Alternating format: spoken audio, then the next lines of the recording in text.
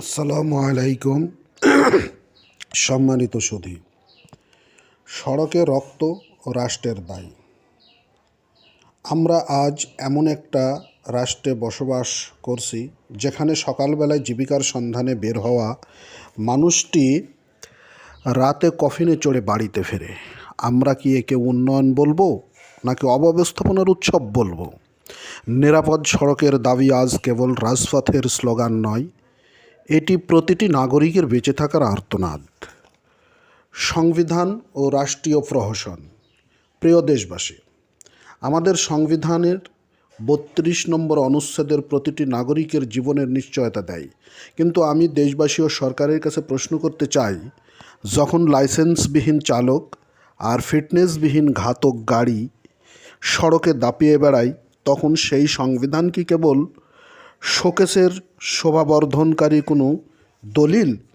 রাষ্ট্র যখন নাগরিকের নিরাপত্তা দিতে ব্যর্থ হয়, তখন তা কেবল সংবিধানের চরম অবমাননা।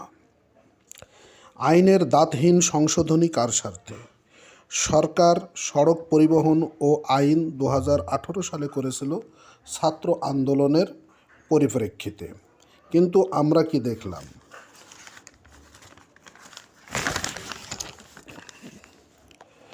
সংশোধনীতে 2024 সালের সংশোধনীতে দেখা গেল ঘাতকদের রক্ষা করার এক সুনিপুণ আয়োজন। 12টি গুরুতর অপরাধকে অজামিনযোগ্য করা হয়েছে। আমার প্রশ্ন হলো, সরকার কি সাধারণ মানুষের প্রাণের চেয়ে পরিবহনের সিন্ডিকেটের তুষ্টিকে বেশি গুরুত্ব দিচ্ছে? আইনের এই নমনীয়তা কি খুনিদের লাইসেন্স দেওয়ার নামান্তর নয়? এটি গঠনমূলক নয়, বরং ধ্বংসাত্মক আপোষ।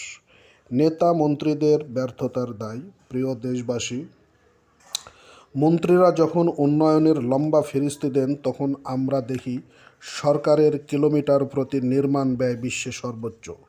কিন্তু সেই ব্যয়বহুল সড়কে জীবনের নিরাপত্তা কোথায়? দায়বদ্ধতার অভাব।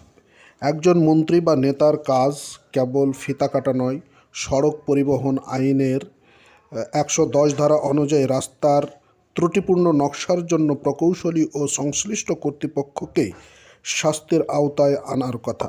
কিন্তু আজ পর্যন্ত কয়জন ক্ষমতাধর ব্যক্তিকে শাস্তির কাঠগড়ায় দাঁড় করানো হয়েছে? যখন রক্ষকই ভক্ষকের ভূমিকায় অবতীর্ণ হয়, তখন সড়কের অনিরাপদ হওয়াটাই স্বাভাবিক। মালিকের সিন্ডিকেট ও রক্তের মূল্য। সড়কের মালিকরা আজ রাষ্ট্রের চেয়েও শক্তিশালী। তারা ফিটনেসবিহীন